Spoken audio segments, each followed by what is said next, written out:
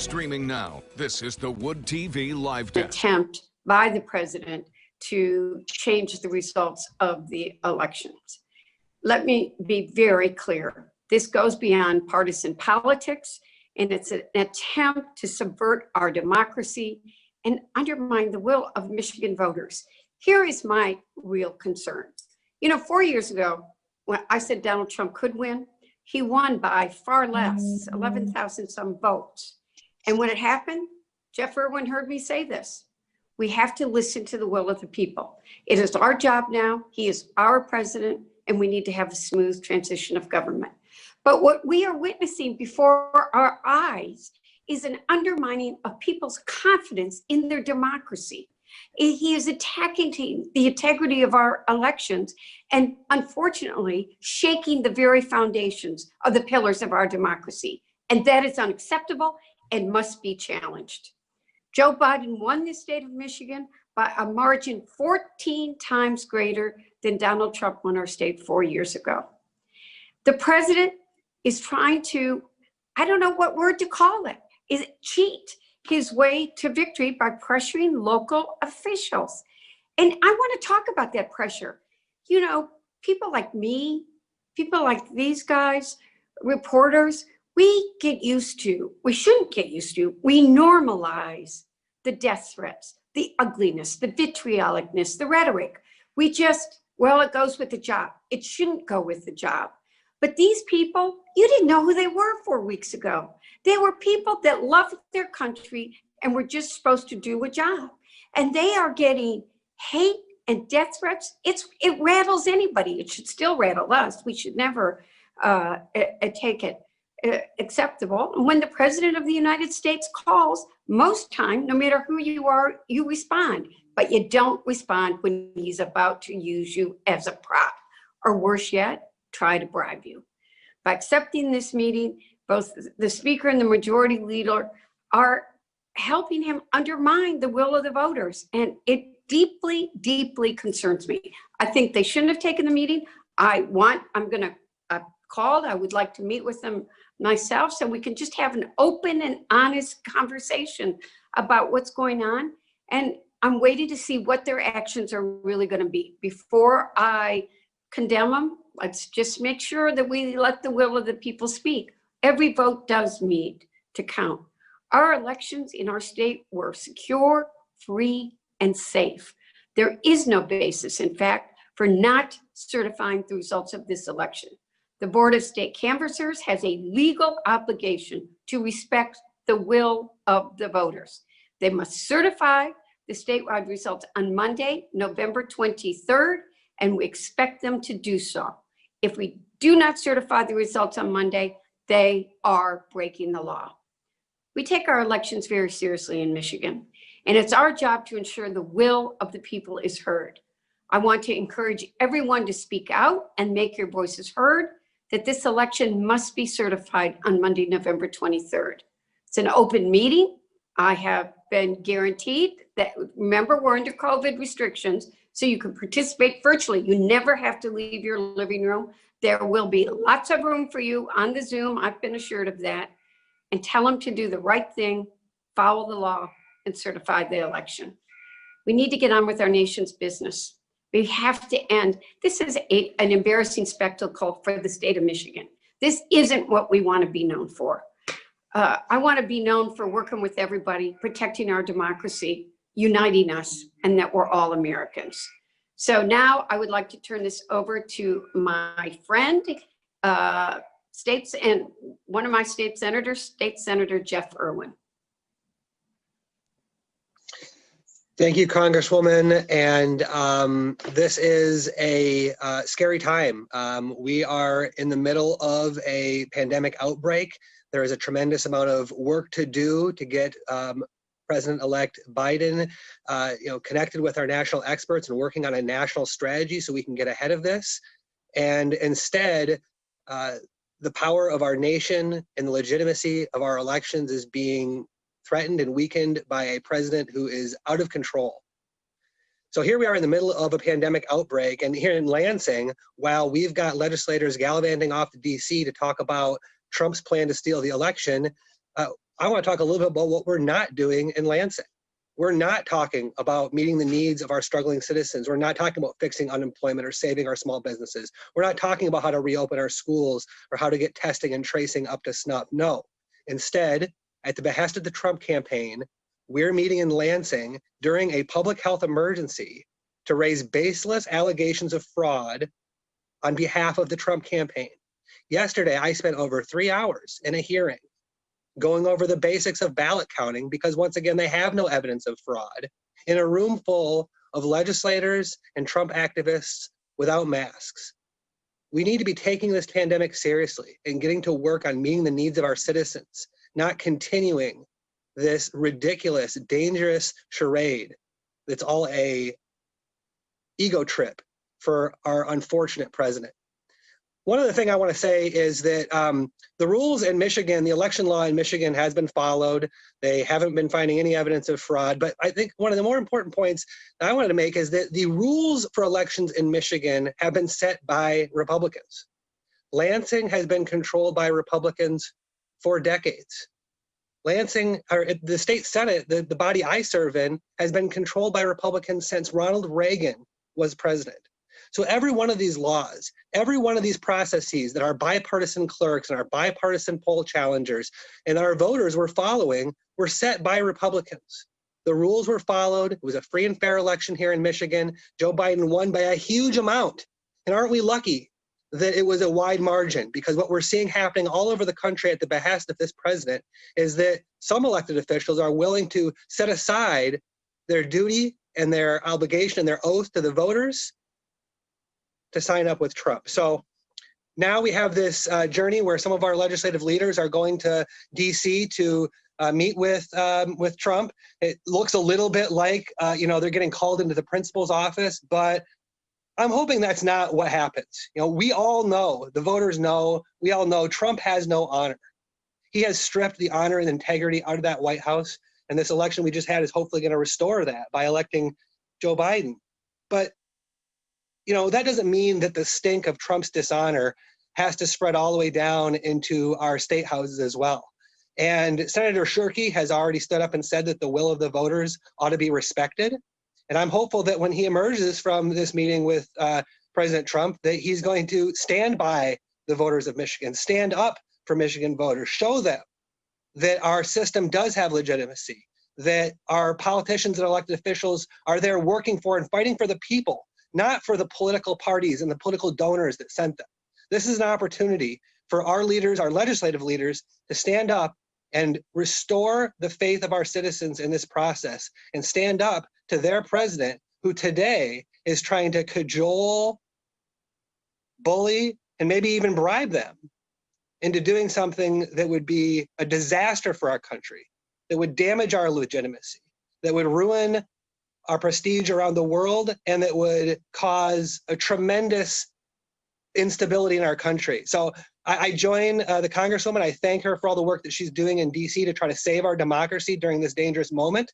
And I'm hopeful that our Republican colleagues will come back to Michigan and say strongly that they work for the voters of Michigan, not Donald Trump.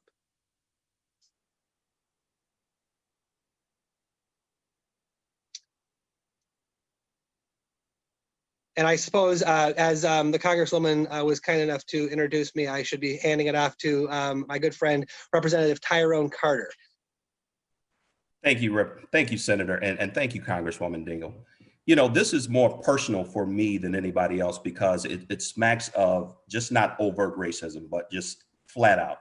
I represent the city of Detroit. 4 years ago, the president, as much as we didn't like it, won the state of Michigan by 10,000 votes. That's less than 2 votes per precinct. This year, he had 2 opportunities to come to the city of Detroit and say you actually mattered. One was COVID. Detroit was impacted far more than anyone else. And I know personally, because I had it, my friend and colleague, Isaac Robinson, had it and passed away. So COVID has hit this area really, really hard without any national response from Washington. The other thing was the George Floyd incident. So the protests turned into votes. So to me, there's been things that have been done strategically in the past to suppress votes. Now that we get people out to vote, all of a sudden Detroit can't vote, can't count. It's disrespectful, it's insulting. And the part that bothers me more than anything, 4 years ago, there was no problem. There has never been a problem with accepting the results in the state of Michigan ever until this disruptor gets elected. And for my colleagues in Lansing, if the president called me, respecting the office, I would go. But we cannot continue to co-sign this trying to be nice. They need to choose the United States over the person sitting in the office. And that's really what this is about. He's not a king, he's not a dictator, he's an occupier, and his term has been up. The people of Michigan have spoken resoundingly, 14 times more than the votes here. What is the need for a recount? It's not even that close. But we're trying again to go in through the back door. And people who cheat to win always assume that other people that won cheated as well. So like the Congresswoman said, I'm not going to condemn our leadership until we find out really what the meeting is about. Because at the end of the day, we have not met in Lansing. The House has not met because of COVID. We need a state response to COVID here. We have issues here in the state of Michigan that need to be addressed rather than going to Washington to talk to a lame duck who has not turned over information to the incoming and putting us in peril.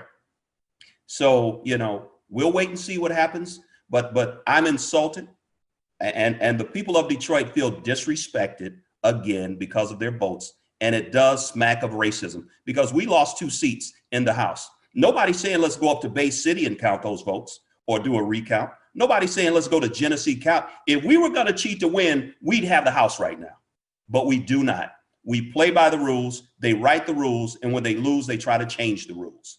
We're used to it, but they cannot move the goalpost this time. The people have spoken. And so I stand with my colleagues and we are ready to wait and see what's next. But my issue is, let's be clear on watching what's next because the president is great at 3-card Monte. You know, keep your eyes on him because he knows that he's lost. We've got to figure out what he's doing on the way out. And I apologize, Christian, I can do one question. We're voting and we're getting to the end of the vote time. Okay, great. We will make it quick. Opening up for Q&A, please raise your hand. We'll make sure the first question goes to the Congresswoman.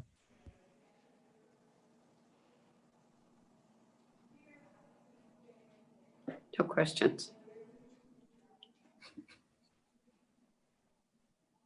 First question will go to Kathy Gray with the New York Times. Kathy, you should be unmuted. Thank you very much. I'm wondering if you think that there should be an investigation into the calls that the president has made to the Wayne County Board of Canvassers, as well as his calling for this meeting, and whether it should be an investigation into interference into the election. I think there are a lot of discussions going on right now about what the right thing to do is. At the moment, the Wayne County canvassers are not allowed to change the votes that they cast on Tuesday. We need to see what's going to happen out of this meeting. Do I think it's a totally inappropriate meeting? Yes.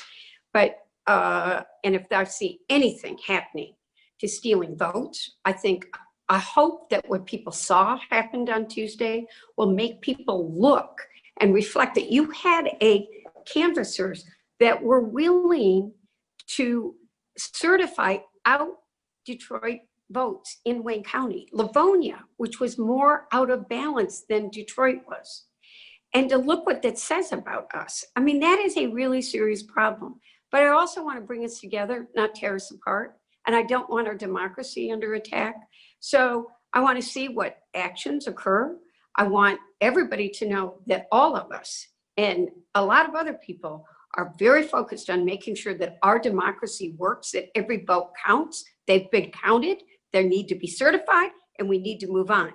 And we are not going to let These people in the White House undermine a democracy that has lasted for 200 years, makes us the greatest country in the world. Tearing us apart more plays to Donald Trump. We can come together. I would be for coming together, but we will do what we have to do.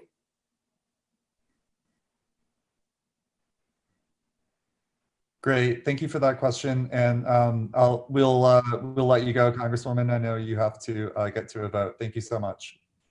Thank you.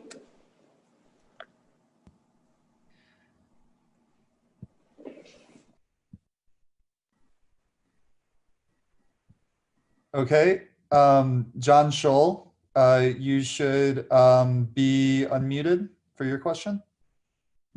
Hi, good morning. Yes, thank you. This is actually Veronica from Fox 2. John's one of my coworkers. Just a question. The Congresswoman spoke significantly about undermining the democracy and the role that this could have in that. I was just wondering if the people who are still on the Zoom call are concerned that what we're experiencing at this moment in time, if this could have a bigger impact possibly moving into the future, just, farther beyond this election.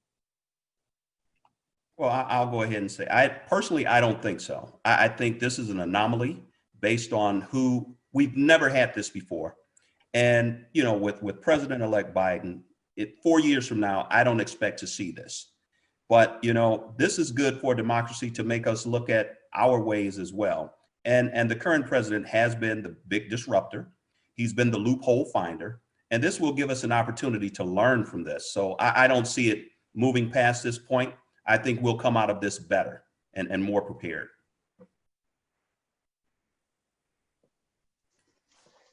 Yeah, I will sign on with all of that. But I do want to say that it's clear that what's happening in Michigan is that the Republican Party is being directed by the Trump campaign to set the stages, to put the initial steps in place to steal the electoral votes here in Michigan from the voters and give them to Trump. It's clear that they're setting the stage for that.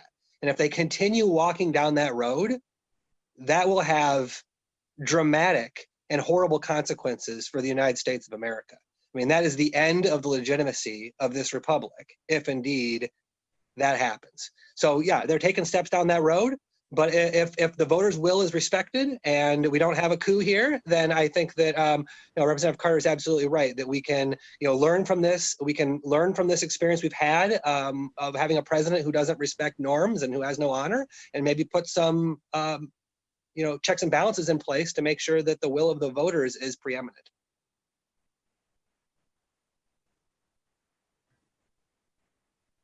Okay, great. Thank you for that question.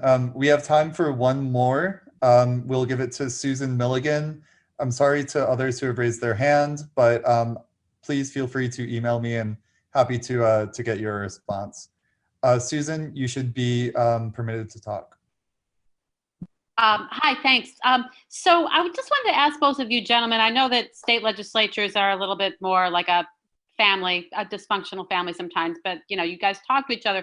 Have you talked to these members who are at the White House today, or have you talked to your Republican colleagues and got a sense of what their thinking is? My understanding is that they've both said, we're not going to upend the, the will of the voters in Michigan. But do you have any sense of sort of what their, what their agenda or what their game plan is here? You want to go, Jeff, or I'll go? Well, we haven't met in Lansing. The House has not met due to COVID concerns with some of the members. I'd have to look at my schedule to tell you when the last time we met. But, and I agree with you with their previous statements that, but they do, and I would too, if the president of the United States called me, I would go. But under the cloud of what's going on, I'd be very careful on how we approach this. And that's why I agree with Congresswoman Dingell that we'll have to wait and see, what comes out of this meeting. But I mean, it's right before everyone's eyes. We're still talking about voter fraud. We're still talking about stealing an election. So the timing and the optics don't sit well with a lot of people, my constituents and myself personally. But we'll just wait and see it. And I like how you frame that with this is a dysfunctional family. Yeah, I think Rep. Carter really nailed it. I mean, we've had statements from these leaders that they are going to respect the will of the voters and that Joe Biden clearly won Michigan. But this meeting is just happening in a context that's very, very troubling, where you've got some elected Republicans in the legislature saying that they want to throw out votes and reassign votes to Trump. And, and you hear what the president says, and you hear what the president's lawyer says when he's melting in front of the cameras. And so, I mean, it's just a concerning moment.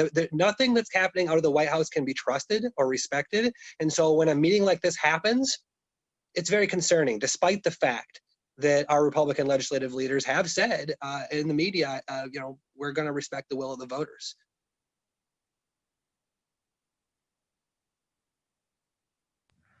Okay, great. Thank you for that last question. But we have to wrap it up now.